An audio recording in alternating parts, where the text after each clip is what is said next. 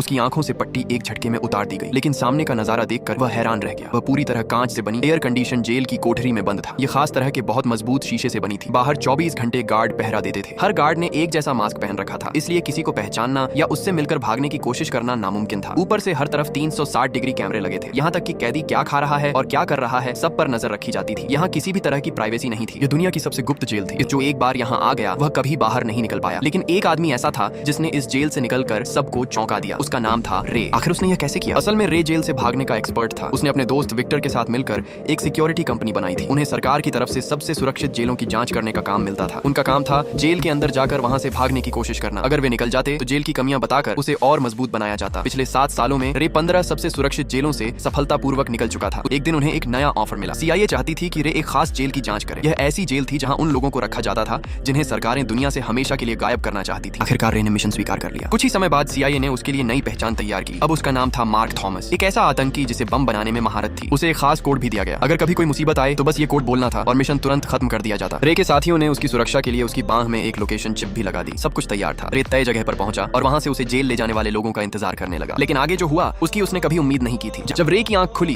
तो वह खुद को एक लोहे के पिंजरे में कैद पाया। यह जेल उसकी देखी हुई किसी भी जेल जैसी नहीं थी। हर कैदी साफ दिखाई देता था। कांच की कोठरियां हवा में लटकी हुई थी, इसलिए नीचे सुरंग खोदकर भागना नामुमकिन था। ऊपर से हर तरफ कैमरे लगे थे। ऐसा कोई कोना नहीं था जहां कैमरे की नजर न पहुंचती हो। रे ने चारों तरफ देखा और समझ गया कि इस बार मामला पहले जैसा नहीं है। उसे लगा कि शायद इस बार उसने जिंदगी की सबसे बड़ी गलती कर दी है। रे ने जेलर को तुरंत अपना सीक्रेट कोड बताया और कहा कि उसे मिशन से बाहर निकाला जाए। लेकिन जेलर ने उसकी बात पर जरा भी ध्यान नहीं दिया, क्योंकि उसका नाम वह था ही नहीं जो रे को बताया गया था। उसका असली नाम हॉब्स था। वह हंसते हुए बोला, कुछ नंबर बोल देने से आजादी मिल जाएगी, ऐसा सिर्फ सपनों में होता है। अब रे को यकीन हो गया कि उसके साथ बहुत बड़ा धोखा हुआ है। कोई चाहता था कि वह हमेशा के लिए इस जेल में कैद रहे, लेकिन हार मानना रे की आदत नहीं थी। उसने तय कर लिया कि वह अपनी समझ और हुनर से यहाँ से निकल कर रहेगा। इसके बाद हर दिन वह चुपचाप जेल का हर कोना देखने लगा। गार्ड कब आते हैं, कब जाते हैं और कैसे काम करते हैं, वह सब ध्यान से देखने लगा। इस जेल में अकेले रहना आसान नहीं था। यहाँ किसी न किसी गैंग का साथ होना जरूरी था। रे किसी झमेले में नहीं पड़ना चाहता था, लेकिन मुसीबत खुद उसके पास आ गई। एक कैदी उससे लड़ने आ गया। अपनी जान बचाने के लिए रे ने उसका हाथ मोड़ दिया और एक जोरदार मुक्का मार दिया। सामने वाला तुरंत पीछे हट गया। ये सब देखकर ताकतवर कैदी एमिल की नजर रे पर पड़ी। उसे रे पसंद आ गया और वह उससे दोस्ती करना चाहता था, लेकिन रे ने साफ कह दिया, मैं यहाँ दोस्त बनाने नहीं आया। एमिल नाराज नहीं हुआ। उसने कहा, अगर तुम्हें किसी मदद की जरूरत हो तो बताना। रे ने कहा, हाँ एक काम है, मुझे किसी भी तरह आइसोलेशन सेल में पहुंचना है। एमिल ने पूछा, वहाँ क्यों? रे बोला, अभी नहीं बता सकता। आइसोलेशन सेल में जाने का सबसे आसान तरीका सिर्फ एक था, किसी से लड़ाई करना। इसलिए दोनों ने जानबूझकर आपस में लड़ाई शुरू कर दी। गार्ड तुरंत आए और रे को पकड़कर आइसोलेशन सेल में डाल दिया, लेकिन अंदर पहुंचते ही उसके होश उड़ गए। अचानक हजारों लोहे की पट्टियां बंद होने लगी। पूरा कमरा एक छोटे से लोहे के डिब्बे में बदल गया। अंदर इतनी गर्मी थी कि सांस लेना भी मुश्किल हो गया। ये किसी सजा से कम नहीं था, लेकिन रे इसी पल का इंतजार कर रहा था। उसने नीचे फर्श को ध्यान से देखा। वहाँ एक छोटी सी कील लगी हुई थी। उसी समय उसे समझ आ गया कि इस फर्श के नीचे भी कोई जगह है। अगर उसके पास कोई गोल धातु का टुकड़ा आ जाए तो वह फर्श खोलकर नीचे क्या है ये देख सकता था। जब उसने एमिल को अपनी योजना बताई तो वह हैरान रह गया। उसने कहा, इस जगह धातु का टुकड़ा मिलेगा कहाँ? रे मुस्कुराया और बोला, अगर तुम ये काम कर दो तो मैं तुम्हें भी अपने साथ यहाँ से बाहर ले जाऊंगा। आजादी का नाम सुनते ही एमिल तैयार हो गया। उसने जेलर हॉब्स को बार बार गुस्सा दिलाना शुरू कर दिया। आखिर हॉब्स का सब्र टूट गया। उसने एमिल को पानी वाली सजा देने का आदेश दे दिया, लेकिन एमिल तो यही चाहता था। जैसे ही उसे मौका मिला